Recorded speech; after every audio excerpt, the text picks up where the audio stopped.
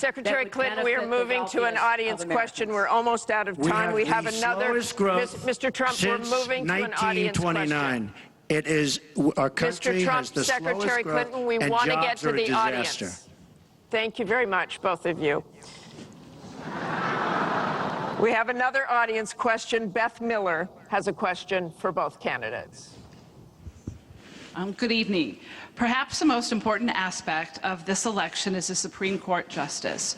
What would you prioritize as the most important aspect of selecting a Supreme Court justice? We begin with your 2 minutes, Secretary Clinton. Thank you. Well, you're right. This is one of the most important issues in this election. I want to appoint Supreme Court justices who understand the way the world really works, who have real-life experience, who have not just been in a big law firm and maybe clerked for a judge and then gotten on the bench, but maybe they tried some more cases. They actually understand what people are up against, because I think the current court has gone in the wrong direction. And so I would want to see the Supreme Court reverse Citizens United and get dark, unaccountable money out of our politics. Donald doesn't agree with that. I would like the Supreme Court to understand that voting rights are still a big problem in many parts of our country, that we don't always do everything we can to make it possible for people of color and older people and young people to be able to exercise their franchise. I want a Supreme Court that will stick with Roe v. Wade and a woman's right to choose, and I want a Supreme Court that will stick with marriage equality. Now, Donald has put forth the names of some people that he would consider, and among the ones that he has suggested are people who would reverse Roe v. Wade and reverse marriage equality. I think that would be a terrible mistake and would take us backwards.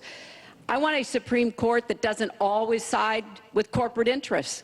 I want a Supreme Court that understands because you're wealthy and you can give more money to something doesn't mean you have any more rights or should have any more rights than anybody else.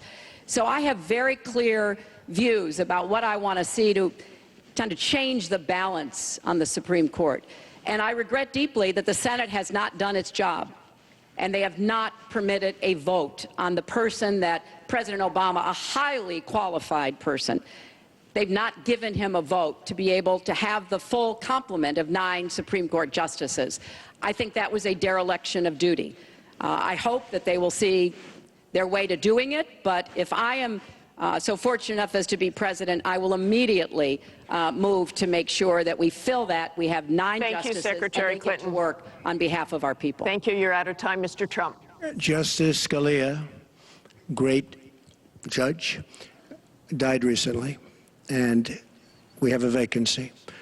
I am looking to appoint judges very much in the mold of Justice Scalia. I'm looking for judges, and I've actually picked 20 of them, so that people would see, highly respected, highly thought of, and actually very beautifully reviewed by just about everybody, but people that will respect the Constitution of the United States. And I think that this is so important. Also, the Second Amendment, which is totally under siege by people like Hillary Clinton. They'll respect the Second Amendment and what it stands for, what it represents. So important to me. Now, Hillary mentioned something about contributions, just so you understand. So I will have, in my race, more than $100 million put in of my money, meaning I'm not taking all of this big money from all of these different corporations like she's doing. What I ask is this. So I'm putting in more than, by the time it's finished, I'll have more than $100 million invested.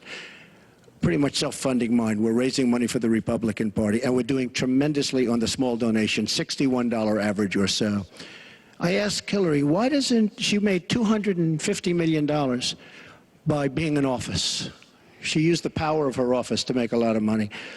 Why isn't she funding, not for $100 million, but why don't you put 10 or 20 or 25 or $30 million into your own campaign?